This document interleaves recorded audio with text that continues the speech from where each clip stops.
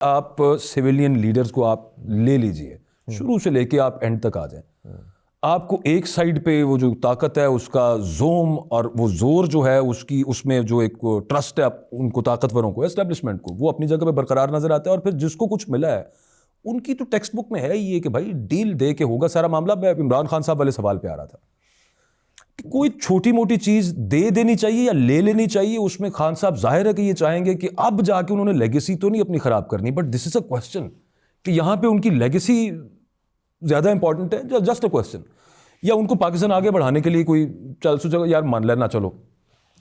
एक तो ये समझिए कि हमेशा जो आपने इमरान खान साहब से पहले जो बात की है वो चूंकि एक तारीखी तनाजुर में की है, जी जी, इसलिए पहले मैं उस हवाले से थोड़ा सा अर्ज कर। प्लीज, पोलिटिकली स्पीकिंग, हमेशा जब कोई भी तहरीक चलती है वो अपने पहले मरहले में मुनज़्ज़म होती है, दूसरे मरहले में वो तकाजे पैदा करती है, तीसरे मरहले में वो नए ख्यालात लेके आती है, चौथे मरहले में आके फिर वो अपने ख्यालात को मुतालबा बनाती है।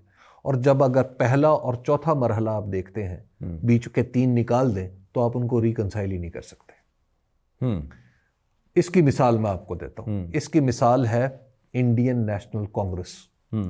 Indian national Congress Lord Hume ने बनाई, और इंडियन नेशनल कांग्रेस ने सबसे पहले क्या किया, उसने कहा कि हम अंग्रेज की इताअत को फरोग देंगे। यही काम ऑल इंडिया मुस्लिम लीग ने किया। बिल्कुल किया, ऐसे किया, ऐसे किया। लेकिन क्या जो कांग्रेस बनाने वाले थे और मोती और पंडित जवाहरलाल नेहरू, क्या आप इनको एक जगह इकट्ठा कर सकते हैं? A.O. ह्यूम को और नेहरू साहब को बिल्कुल नहीं कर सकते, नहीं कर सकते, नहीं कर सकते। लेकिन तारीखी तसलसल है। अच्छा, क्या गांधी को और ह्यूम को इकट्ठा कर सकते हैं?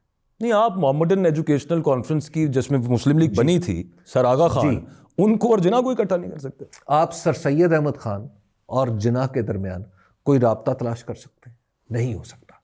देखिए, हमेशा ऐसा ही होता है कि कोई भी जो मुल्क है, कोई तहरीक है, कोई मुआशरा है, जब वो अपना इब्तदा करता है तब्दीली का आगाज करता है, तो आपको इब्तदाई तौर पे ऐसा लगता है कि जैसे कभी मुमकिन ही नहीं है, नहीं ये तो हो ही नहीं सकता। और फिर वही बात कि आप आखिरी मरहले को और पहले मरहले को रिकंसाइल ही नहीं कर सकते।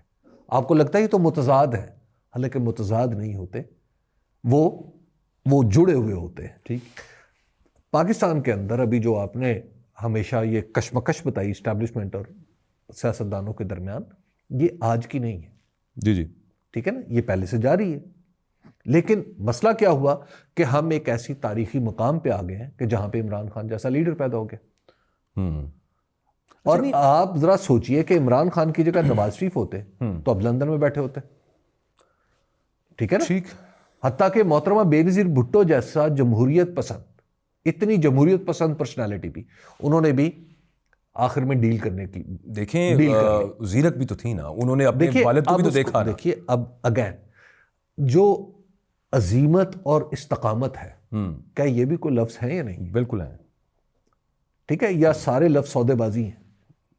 ठीक है, बिल्कुल ठीक है ना। ठीक है, हाँ। जेरकी में और सौदेबाजी में 19-20 का फर्क है। ठीक है, इस्तकामत में और जिद में भी 19-20 का फर्क है। उसूल पे डट जाने को इस्तकामत कहते हैं, अपने जाती मफादात के लिए डट जाने को जिद कहते हैं, और मुल्की मफादात के लिए कुछ स्पेस दे देने को।